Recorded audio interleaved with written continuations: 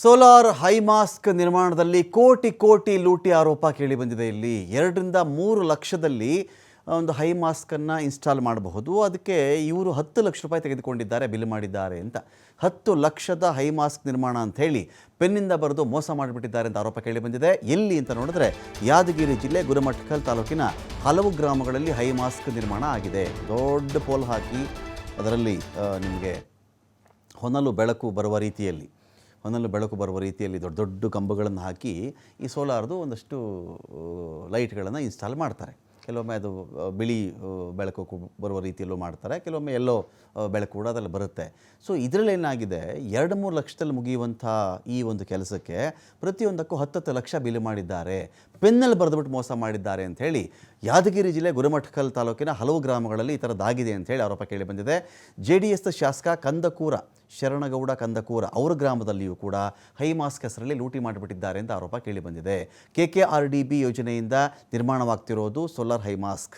ಕಿಲ್ಲನಕೇರ, ಕಂದಕೂರ, ಗುರುಮಠಕಲ್ ಸೇರಿದಂತೆ ಹಲವು ಕಡೆಗಳಲ್ಲಿ ಹೈಮಾಸ್ಕ್ ಅಳವಡಿಕೆ ಆಗಿದೆ. ಸಾರ್ವಜನಿಕರ ತೆರಿಗೆ ಹಣ ಯಾವ ರೀತಿ ಹಗಲ ದರೋಡೆ ಮಾಡ್ತಾರೆ ನೋಡಿ ಅಂಥೇಳಿ ಜನ ಹೇಳ್ತಾ ಇದ್ದಾರೆ. ಕೂಡಲೇ ಇದ್ರ ಬಗ್ಗೆ ಸಂಪೂರ್ಣ ತನಿಖೆ ಮಾಡಿ ಅಂತೇಳಿ ಸರ್ಕಾರಕ್ಕೆ ಆಗ್ರಹ ಕೇಳಿಬಂದಿದೆ. ಇಂತಹ ವ್ಯರ್ಥ ಕಾಮಗಾರಿ ಕೈಬಿಟ್ಬಿಟ್ಟು ರಸ್ತೆ ಗುಂಡಿಗಳನ್ನು ಮುಚ್ಚಬೇಕು ಅಂತ ಜನ ಆಗ್ರಹ ಮಾಡ್ತಾ ಇದ್ದಾರೆ. KKRDB ಅಧ್ಯಕ್ಷರಾಗಿರೋದು ಯಾರು? ಅಜಯ್ ಸಿಂಗ್ ಅವರು KKRDB ಅಧ್ಯಕ್ಷರು. ಅವ್ರ ಅಧ್ಯಕ್ಷರಾಗಿದ್ಕೊಂಡು ಈ ಥರದ ಮೋಸ ನಡೀತಾ ಇದೆಯಾ, ಇಲ್ಲಿ ಈ ಥರದ ಅಕ್ರಮ ಆಗ್ತಾ ಇದೆಯಾ? 3 ಲಕ್ಷ ರೂಪಾಯಿನ ಈ ಒಂದು ಸೋಲಾರ್ ಹೈಮಾಸ್ಕ್ಗೆ 10 ಲಕ್ಷ ರೂಪಾಯಿ ಯಾರು ಬರೆದಿರೋದು? ಇದನ್ನು ಯಾರಿಲ್ಲಿ ಮೋಸ ಮಾಡಿದ್ದಾರೆ? ಒಂದು ಕಡೆ ಅಜಯ್ ಸಿಂಗ್ ಅವರು ಈಗ ಮಿನಿಸ್ಟರ್ ಆಗಬೇಕು, ಹಾಗೆ ಹೀಗೆ ನನಗೂ ಆಸೆ ಇದೆ, ನಾನು ಪ್ರಯತ್ನ ಪಡ್ತಾ ಇದ್ದೀನಿ ಅಂತ ಹೇಳ್ಕೊಳ್ತಾ ಇದ್ದಾರೆ. ಬಟ್ ಅವರದ್ದೇ KKRDBಯಲ್ಲಿ ಈ ಥರದೊಂದು ಹಗರಣ ಆಗಿದೆಯಲ್ಲ, ಏನು ಕಥೆ ಅಂತ ಹೇಳಿ ಇದೀಗ ಜನ ಕೂಡ ಒಂದು ಕಡೆ ಕೇಳ್ತಾ ಇದ್ದಾರೆ.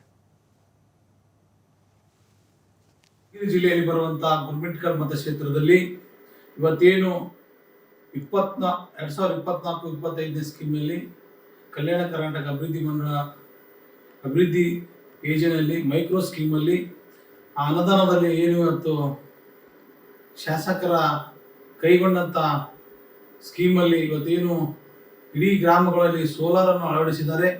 ಇವತ್ತು ಸೋಲಾರಲ್ಲಿ ದೊಡ್ಡ ಭ್ರಷ್ಟಾಚಾರನೂ ಆಗಿದೆ. ಇವತ್ತು ಸುಮಾರು ಸರ್ಕಾರದ ಹಣವನ್ನು ಲೂಟಿ ಮಾಡಿದ್ದಾರೆ. ಇವತ್ತು ಶಾಸಕರು ಮತ್ತು ಅಧಿಕಾರಿಗಳು ಮತ್ತು ನೀಡಿದಂಥ ಏಜೆನ್ಸಿ, ಯಾಕಂತಂದರೆ ಒಂದು ಸೋಲಾರ್ ಬೆಲೆಯನ್ನು 10 ಲಕ್ಷ ರೂಪಾಯಿ ಅಂತೇಳಿ ಈಗಾಗಲೇ ಅದರ ಮೇಲೆ ಹಾಕಿದ್ದಾರೆ. ಅದು ಸುಮಾರು ಮಾರ್ಕೆಟ್ದಲ್ಲಿ ವ್ಯಾಲ್ಯೂಯೇಷನ್ ಮಾಡಿದರೆ 1 ಲಕ್ಷ, 1.5 ಇಲ್ಲ 2 ಲಕ್ಷ ರೂಪಾಯಿ ಬೆಲೆ ಬಾಳುವಂಥದ್ದು. ಇವತ್ತು ಸರ್ಕಾರಕ್ಕೆ 10 ಲಕ್ಷ ಅಂತ ತೋರಿಸಿ ಇವತ್ತು ವಂಚನೆ ಮಾಡಿರ್ತಾರೆ. ಅದನ್ನು ಸಂಪೂರ್ಣವಾಗಿ ತನಿಖೆ ಆಗಬೇಕು. ಅಧಿಕಾರಿಗಳಿಗೆ ಇವತ್ತು ಮತ್ತು ನೇರವಾಗಿ ಶಾಸಕರು ಅದರಿಂದ ಶಾಮೀಲಾಗಿದ್ದಾರೆ.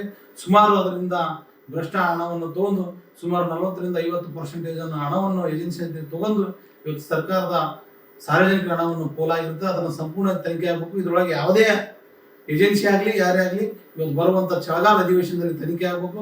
ಇದರ ವಿರುದ್ಧ ನಾವು ಕೂಡ ಜಿಲ್ಲೆಯಲ್ಲಿ ಜಿಲ್ಲಾಧಿಕಾರಿಗಳಿಗೂ ಮತ್ತು KKDB ಸೆಕ್ರೆಟರಿಗೆ